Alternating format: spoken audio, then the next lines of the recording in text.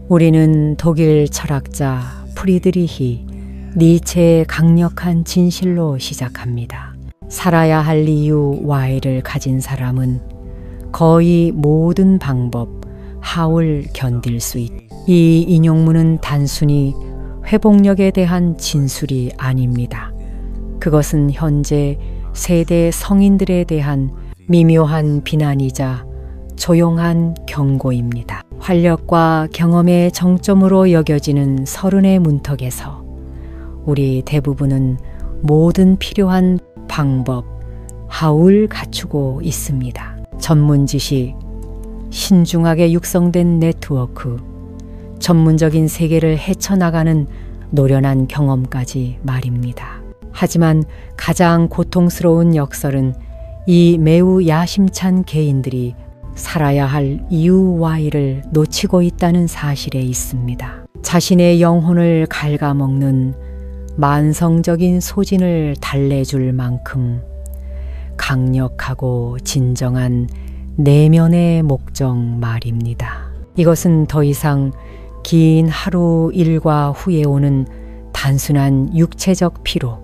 깊은 잠으로 치유될 수 있는 종류의 피로가 아닙니다. 이것은 더 깊은 현상, 즉 형이상학적 소진자아의 권태입니다. 모든 행동의 의미에 대한 핵심적인 믿음이 고갈되는 것입니다. 저는 화려하게 성공했다고 평가받는 너무 많은 삶들이 사슬이 아니라 자신이 공들여 쌓아 올린 경력과 사회적 기대라는 황금 세장에 갇혀 있는 것을 목격했습니다. 이들은 고통스럽게 쌓아 올린 커리어와 사회적 기대라는 황금 세장에 갇혀 있습니다. 이들은 속도의 시대의 전사들로 하나의 교리가 된 믿음을 가지고 지칠 줄 모르고 일합니다.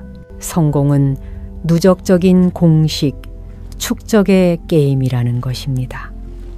즉, 더 많은 자산, 타이틀, 외부적 인정을 쌓을수록 더 행복해질 것이라는 믿음입니다.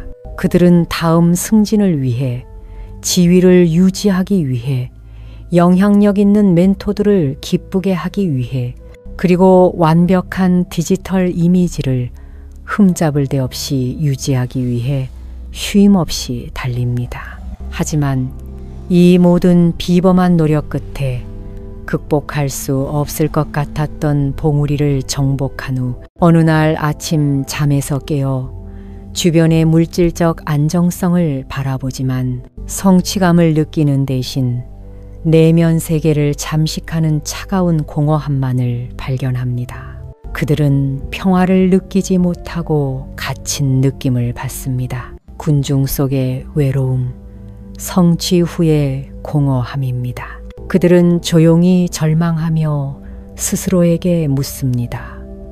왜 나는 소중한 건강과 시간을 희생하면서까지 무너질 지경까지 노력하는가? 진정한 목적에서 더 멀어지기 위해서인가? 왜 더 빨리 달릴수록 내가 뒤로 움직이는 것처럼 느껴지는가? 이것은 시간 관리나 생산성의 문제가 아닙니다. 그것은 심오한 철학적 행동의 위기이며 속도보다는 방향의 위기입니다. 이것은 영혼의 가장 깊은 곳에서 나오는 울부짖음으로 우리가 멈춰서서 나침반의 방향을 바꾸고 길을 잃어버린 외부적 노력의 함정을 분석할 것을 요구합니다. 진정한 방향을 잃고 잘못된 길로 들어선 노력 말입니다. 분석에 착수하면서 우리가 먼저 명명해야 할 첫 번째 함정은 잘못된 노력의 환상입니다. 우리 노력의 대부분은 역효과를 낳는 형태의 노력입니다. 왜냐하면 그것이 우리의 본성에서 비롯되지 않고 우리가 통제할 수 없거나 우리의 진정한 자아와 완전히 동떨어진 요인들을 목표로 하기 때문입니다. 우리의 소진은 끊임없이 환상과 싸우는 데서 비롯됩니다. 이러한 에너지 낭비를 이해하기 위해 우리는 대조적이지만 상호 보완적인 두 가지 철학적 렌즈가 필요합니다. 첫 번째 렌즈는 스토아 철학과 내면의 선택입니다. 이는 삶의 가장 근본적인 구별을 통해 내면의 방화벽에 대해 가르치는 교리입니다. 노예 생활을 경험했던 현자 에픽테토스는 자유의지의 힘과 한계를 명확히 이해했습니다. 그는 엔케이리디온에서 핵심 가르침을 제시했습니다. 공경은 인간이 무엇인지 보여주는 것이다. 앞으로 어떤 어려움이 닥치더라도 신이 그것에 두 개의 손잡이를 주셨음을 기억하라.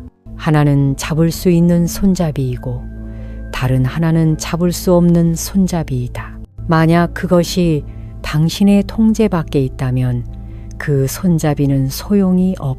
우리가 쓸모없는 손잡이를 잡는데 에너지를 쏟을 때 시장의 무작위성, 명성의 더섭음 또는 타인의 예측 불가능한 의지를 통제하려 할 때 우리는 불안과 만성적인 소진에 시달리게 됩니다. 예를 들어 평판을 통제하려 할 때 우리는 최고 전문가의 이미지를 만들기 위해 쓰러질 정도로 일하지만 평판은 전적으로 우리의 통제 밖에 있습니다. 마찬가지로 시장과 돈을 통제하려는 시도는 무작위성이 개인의 의지에 굴복하도록 강요하는 행위이며 이는 헛되고 끔찍한 불안을 낳습니다. 또는 타인을 통제하려 할 때 우리는 동료나 상사의 행동을 조종하는 데 몇 시간을 보내면서 타인의 의지가 금지된 영역이라는 것을 잊습니다. 이러한 맥락에서의 노력은 동기부여가 아니라 고통스러운 집착입니다. 평화를 찾기 위해서는 마르쿠스 아우렐리우스가 말한 내면의 성체로 물러나야 합니다. 그곳에서 우리의 판단과 반응만이 전적으로 우리의 통제하에 있는 가장 가치 있는 자산입니다. 두 번째 렌즈는 도교와 내면의 힘 고갈입니다.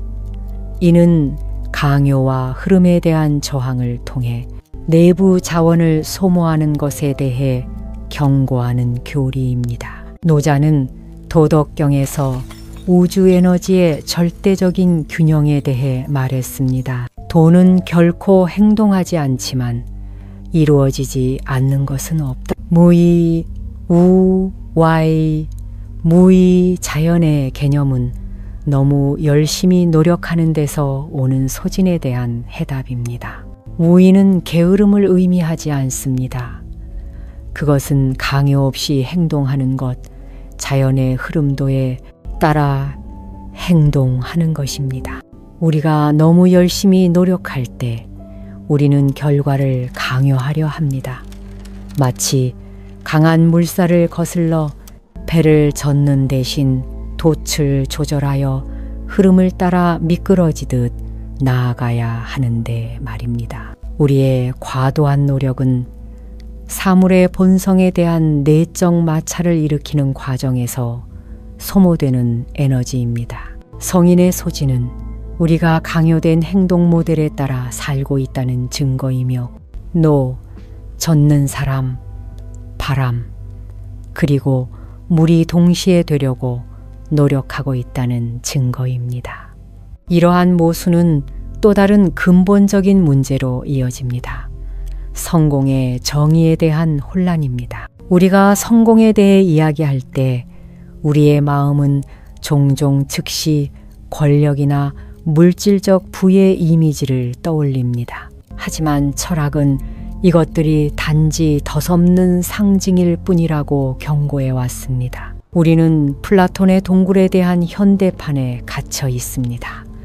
이 강력한 이야기는 우리가 사슬에 묶여 그림자, 돈, 명성, 지위 또는 우리가 사회적 성공이라고 부르는 것을 행복의 현실로 받아들인다고 경고합니다. 우리는 이 그림자를 잡기 위해 땀, 눈물, 건강을 쏟아붓고 심지어 그것들을 달성했을 때조차 그것들이 실체가 부족하고 내적인 따뜻함이 없다는 것을 깨닫습니다.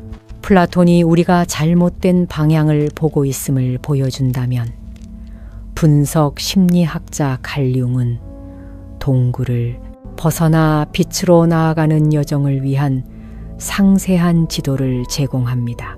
융에 따르면 삶의 진정한 목표는 개별화, 인디비주에이션, 당신이 되기로 되어 있던 완전한 사람이 되기 위한 내면의 여정입니다. 융은 우리가 착용하는 완벽한 역할인 페르소나 가면화, 억압된 자아의 측면인 그림자 섀도우 사이에 화해할 수 없는 갈등에서 소진이 발생하는 심리를 설명합니다. 젊은 성인의 만성적인 소진은 바로 그 페르소나 갑옷을 광택 있게 유지하는 데 필요한 엄청난 에너지 소모이며 동시에 그림자가 내부에서 끊임없이 뚫고 나오려 하기 때문입니다. 내면의 성공은 우리가 용기 있게 그림자 통합을 수행하고 우리 자신을 반쪽만 거부한다면 온전할 수 없다는 것을 받아들일 때 달성됩니다. 내면의 성공은 묻습니다. 당신은 당신의 본성과 조화롭게 진정한 삶을 살고 있습니까? 그리고 마찬가지로 중요한 것은 선, 신, 불교는 시간과 현재의 가치에 대한 깊은 분석을 제공합니다. 선은 이렇게 가르칩니다. 삶은 오직 현재 순간에만 존재합니다. 미래의 성공을 쫓을 때 당신은 당신의 가장 소중한 자원, 당신의 주의력과 현재를 환상적인 목표에 낭비합니다. 앨런 와츠는 이것을 웅변적으로 표현했습니다. 삶은 목적지로 향하는 여정이 아니라 춤이다. 만약 춤이라면 실패할 수 없다. 그저 춤추면 된다. 만약 당신이 삶을 경주로 취급한다면 당신은 결승선에서 쓰러져야 합니다. 소진은 의식과 현재의 순간 사이의 만성적인 단절 때문에 발생합니다. 소진에서 목적 있는 평화로 전환하기 위해 우리는 자기 재구성을 위한 3가지 철학적 훈련이 필요합니다. 첫 번째는 정제, 리파이먼트의 훈련입니다. 스토아적 통제 영역 실천하기. 이 훈련은 급진적이고 칼날처럼 날카로운 구분을 요구합니다. 스토아 학파는 이 선택 능력을 프로하이레시스, 프로하이어시스, 판단하고 반응하는 마음의 유일한 능력이라고 불렀습니다. 이것이 당신의 100% 통제 영역입니다. 실천하려면 불안이나 초조함이 발생할 때마다 갑작스러운 멈춤을 실행하십시오. 단정적으로 명확하게 말하십시오. 이것은 무작위성의 문제입니다.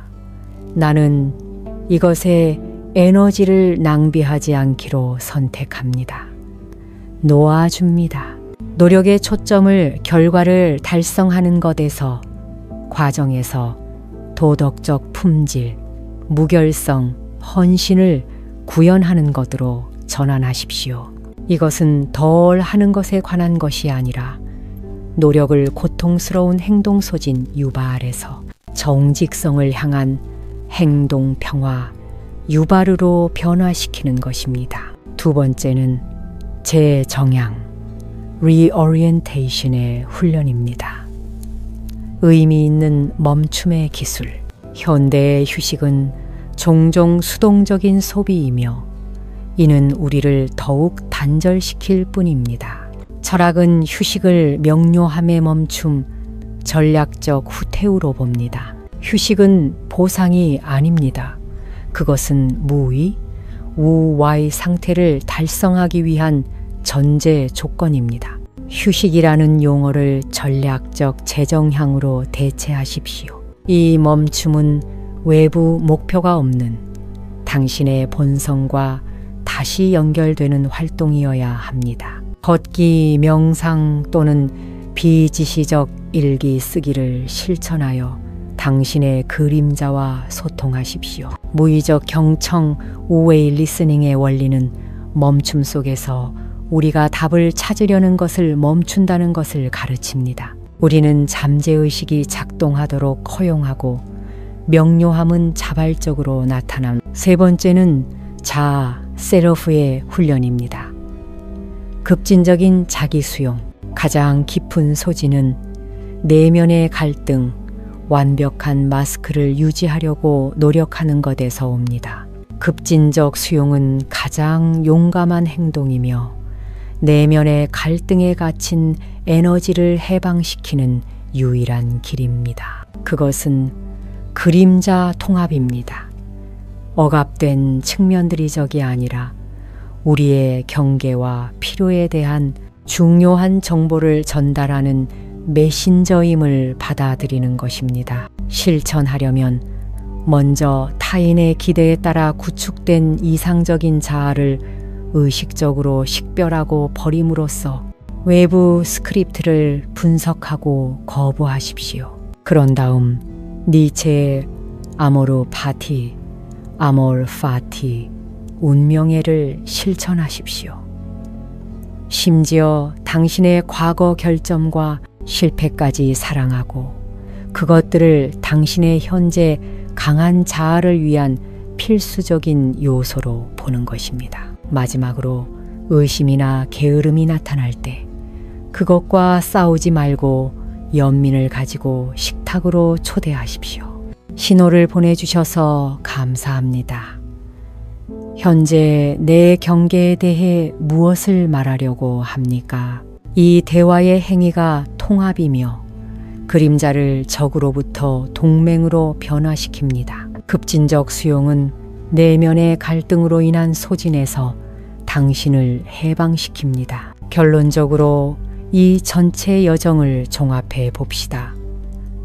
30대의 목적 위기는 능력이나 시간 부족의 문제가 아닙니다. 그것은 방향과 철학적 행동의 위기이며 내면 지도에서의 방향 감각 상실입니다. 우리는 소진이 쓸모없는 손잡이를 잡고 흐름을 강요하는 데서 온다는 것을 발견했습니다. 진정한 성공은 외부의 그림자를 쫓는 것에서 내면의 측면을 통합하여 진정한 온전한 사람이 되는 것으로의 전환입니다. 평화는 도전의 부재가 아니라 삶의 과정에 온전히 존재하는 것입니다. 더 빨리 수영하려고 하지 마십시오. 자연의 흐름을 따르며 더 현명하게 더 많은 목적을 가지고 수영하십시오. 평화는 결승선의 보상이 아니라 여행의 수단입니다. 그것은 당신의 영혼을 희생시키지 않는 성공을 건설하기 위한 토대입니다. 이 메시지가 당신 안에 고요함과 공명한다면 이 커뮤니티에 참여하도록 초대합니다. 채널을 구독하고 좋아요를 눌러주세요. 그리고 가장 중요한 것은 댓글을 남겨주세요. 당신의 현재 자아를 존중하기 위해 이번 주에 어떤 페르소나 가면을 놓아줄 것입니까? 이 시간을 자신에게 할애해 주셔서 감사합니다. 다음 영상에서 다시 뵙기를 기대하며 계속해서 의미 있는 삶의 예술에 대해 깊이 탐구해 봅시다.